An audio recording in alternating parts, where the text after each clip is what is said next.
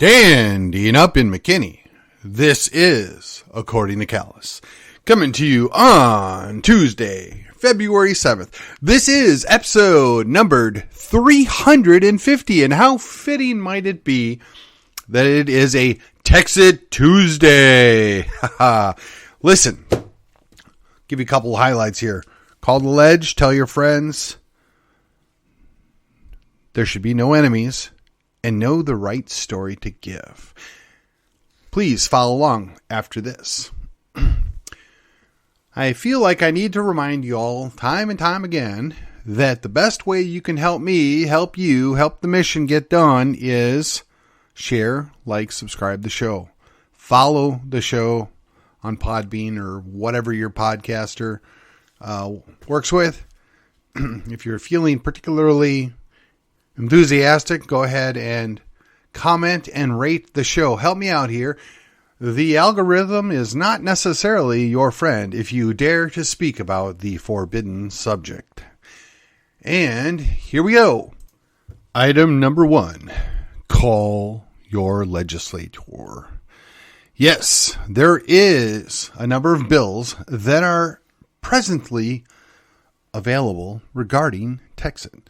And while you might have your qualms about Texit, at this point in the game, we are just asking for them to put it forth to a vote so that we, the people, can be heard on this issue. This is an important issue. I don't think the legislature is up to the task of making the decision on their own anyway. All we're asking is put this forward so that we, the people, can vote on a resolution in the next primary. And there's plenty of time to make this happen. They just have to have the intestinal fortitude to pull it off. Number 2, tell your friends. 2 things. Tell your friends. 1, call the legislature. And 2, February the 14th. That's right, ladies and gentlemen. 1 week from today, we have the great Daniel Miller coming to McKinney, Texas. He's going to be at the Redemption Point Church, which, for those of you that are not aware, is basically downtown McKinney, 107 East Lamar. We're going to be opening the doors up at 6:30. The program starts at 7. I'm sure you'll have plenty of books and swag for you to purchase. It's going to cost you $10 at the door. It's over social media. It's been sent out an email. I'm doing my best on this show to get the word out. Now look, I want you to know, even if you're not sure that Texit's the right answer, even if independence is a fearful thing for you, I still want you to come. And at the end, we'll have plenty of time for Q&A. So you can ask your question. You can elicit your concerns to be assuaged. You can put in the effort to try and stump Mr. Miller. I don't think you're going to be very successful. And if all else fails, I'm sure he'll have a copy of his book for you to purchase. Because that answers a whole lot of the objections and questions, to say nothing of the episode I did on last Thursday where I did my best to rebut the 3 most common complaints that I hear. All right. Number 3. We have no enemies. What do I mean?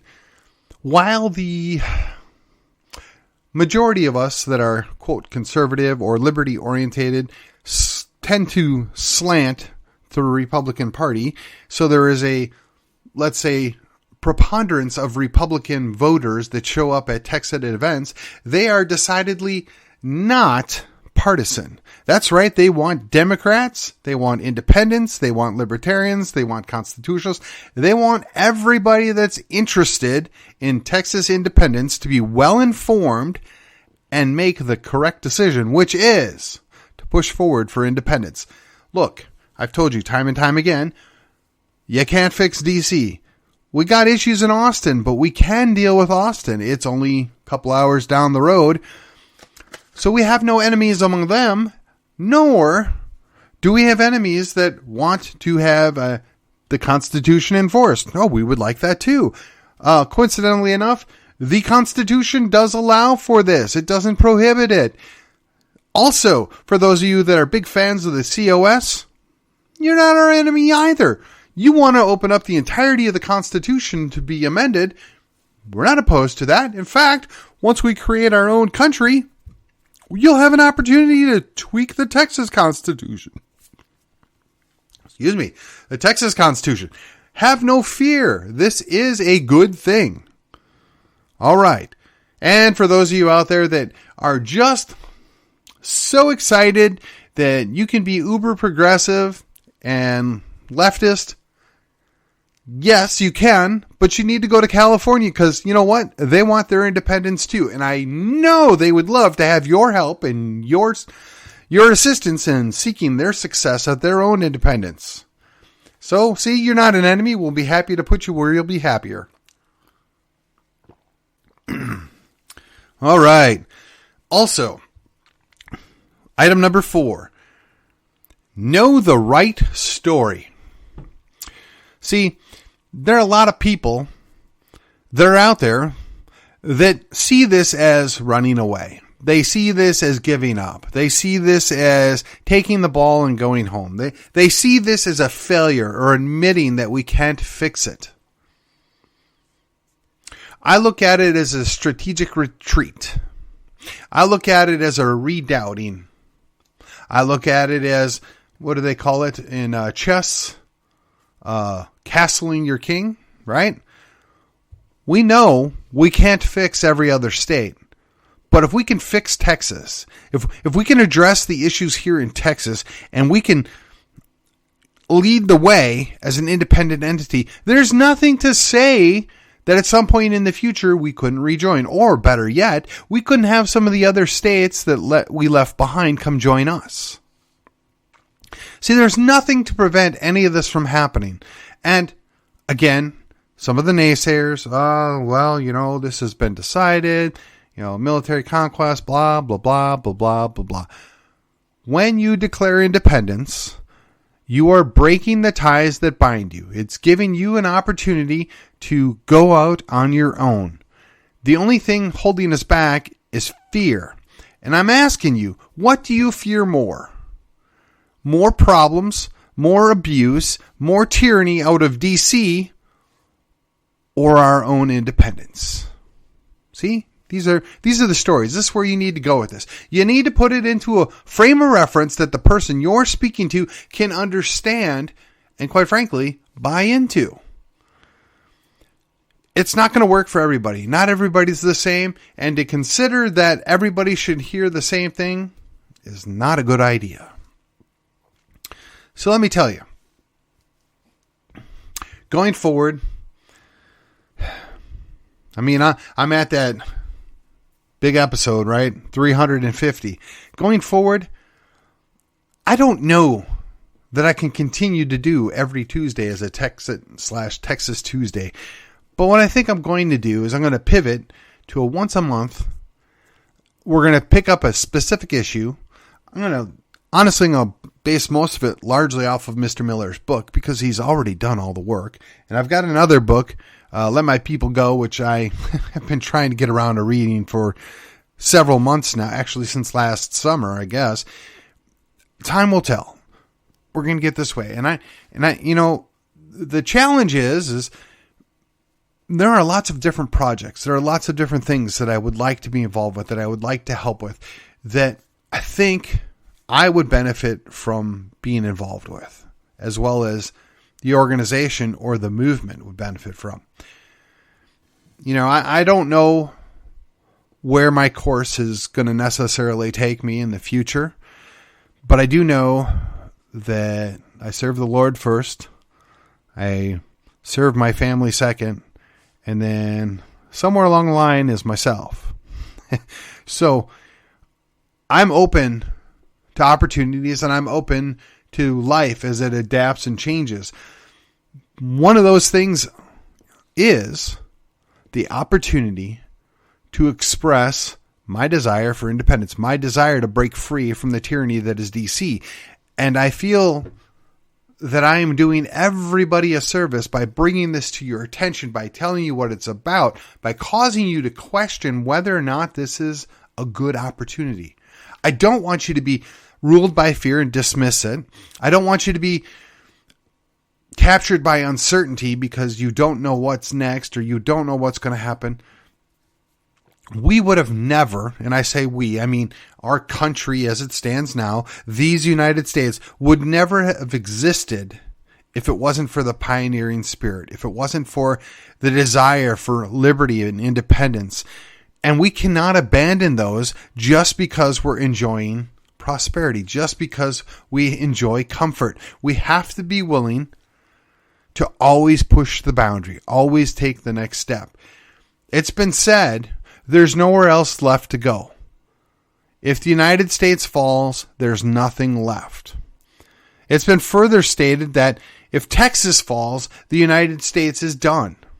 Well, I'm here to tell you, if you hadn't been paying attention, the United States, while not a lost cause, is currently under siege, currently under control by the very progressive leftists, socialists, whatever you want to call them, that the whole world is currently feeling the boot on their neck from. We can't fix that. But maybe, just maybe, we can cut our piece off of Texas and figure a way forward. Push back. Look, for those of you that are not history people, when MacArthur was in the Philippines and he had to give up at Corregidor, he told them, essentially, I will return. And he did. And they pushed back the Japanese Empire and they reasserted the nominal independence that the Philippines had experienced under the American administration. They worked their way forward and got their full independence, such as it is. But that required a lot of work and a lot of effort. But they would have never been able to do that if they weren't willing to put their faith behind, well, actually, Almighty God, but secondarily, the leadership of Mr. MacArthur, General MacArthur. He pulled them back in. He retook the islands. He pushed out the Japanese Empire. Not on his own, but it was under his leadership. And that wouldn't have happened if the people weren't willing to work for it, if the people weren't willing to acknowledge that we had to give this piece up for now and we're going to come back and take it back later. What I'm suggesting to you is the United States can't be held. It's been overrun. We need to redoubt. We need to build back our forces. We need to be prepared for the opportunity to counterattack and take back our country. What better way to do it than from this free state, the free independent republic of Texas? Now, I know. There's a lot of you out there that doubt this. They question the method. They're not sure this is what they really want. I get it. I respectfully got to tell you, I think you're wrong. But even if we stop short, right? Just hypothetically here, we get the legislature to put forth the non-binding referendum on the next primary, and they ask, we the people, what do you want? Do you want to have independence? Do you want Texas to separate? So that goes one or two ways. You win big. You eke out a win, you eke out a loss, or you get demolished. Well, if you win, that means the Texas legislature has to get off their butt and figure out what are they going to do. If anything short of full independence, that would make things better.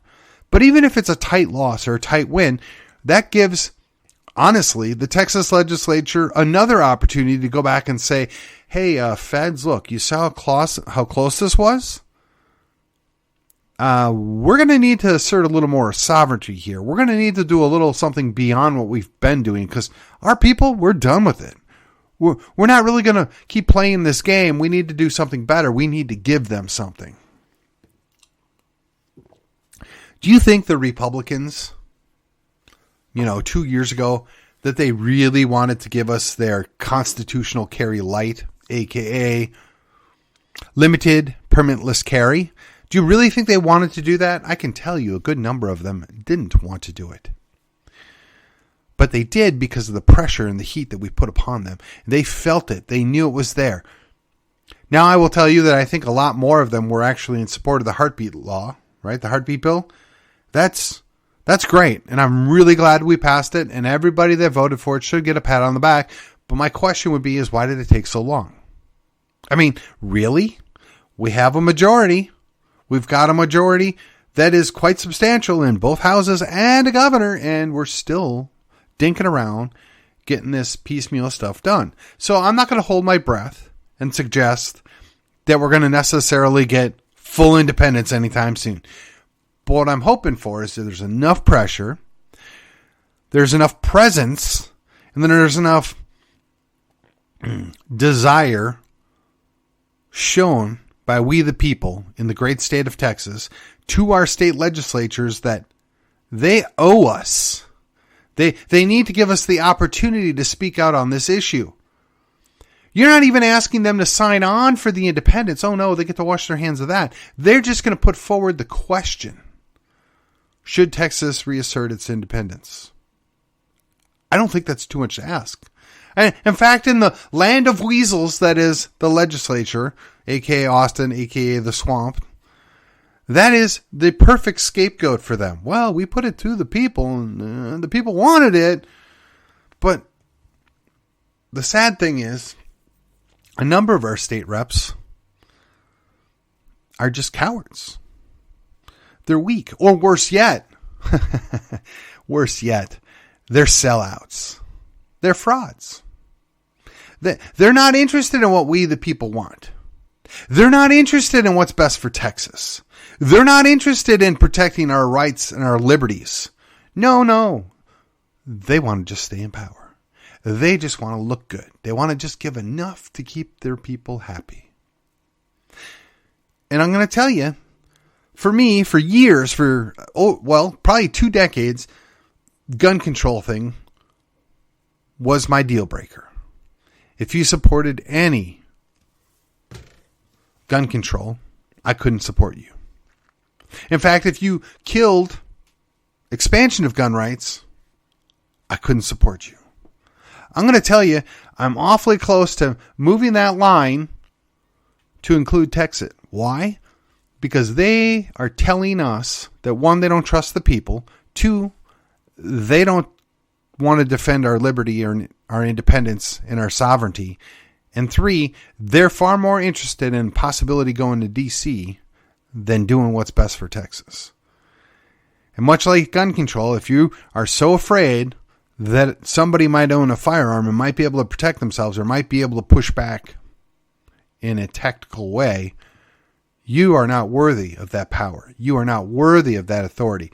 Likewise, if you're afraid that people might be able to assert their sovereignty, if people might push back on the federal government, they might demand independence, then you are not worthy of that post of leadership that you currently have. You don't deserve to be able to go back again and again just to not serve your constituents. Now, there are some out there that will say, well, their constituents don't want this. I'm confident this is a bad thing because my people don't want it. Okay, well, then I'll tell you again. Where's the harm in putting it up to a vote? If you're right, you're right. If you're wrong, then you have to answer for that. But again, perhaps I'm asking too much. Perhaps I'm going in a circle. Perhaps it's just asking for too much. For them to set aside their own personal desires, their own need to have more power to do what's right for Texas. And what's right for Texas is letting we, the people in Texas, determine what's the next step. And I know there's a whole lot of relocated Yankees here, and some of them came to partake in the Texas attitude. I'm a reformed damn Yankee. I came here to become a Texian. I'm a Texian by desire, by action. Much like those volunteers that showed up from Tennessee at the Alamo, I'm standing alongside them, at least metaphorically. Don't be worried about those of us that have come here. A good number of us have got your back. And those that don't, we can send them over to Louisiana, or if you prefer, Illinois. We can make this happen. We just have to be willing to do the work. We can't get lost in the politics of it. And at this point, we can't even get tied down on what the specifics are going to look like once you achieve independence. We have to focus on the goal, which is just getting the vote to we the people. It can be done.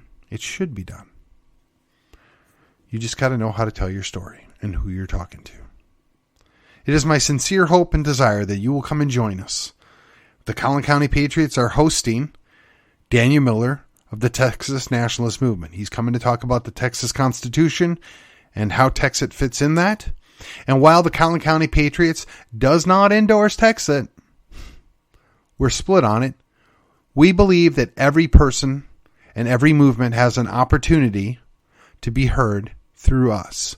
We had both sides of the Convention of States organizations show up and talk about their issue. We're happy to host anyone else that wants to come and talk about a legitimate, specific issue that would benefit our lives and our liberty, and quite frankly, Texas sovereignty. It is my sincere hope by the end of the year, I'll have somebody there from FIJA. For those of you that don't know, that is the Fully Informed Jury Association. You know, our own government has done a really good job of destroying the soapbox. The ballot box is a joke. We still have a jury box hanging on by a thread, and that's what FIJA deals with, and you will benefit from that. And yes, that leaves one other box, but in the interest of not getting banned, I will leave that unsaid. We're going to wrap it up a little bit early tonight, ladies and gentlemen, and let me just tell you, a week from today, come and join us at the Redemption Point Church, 107 East Lamar, downtown McKinney. Program starts at 7, doors open at 6:30, $10 at the door. Come and join us.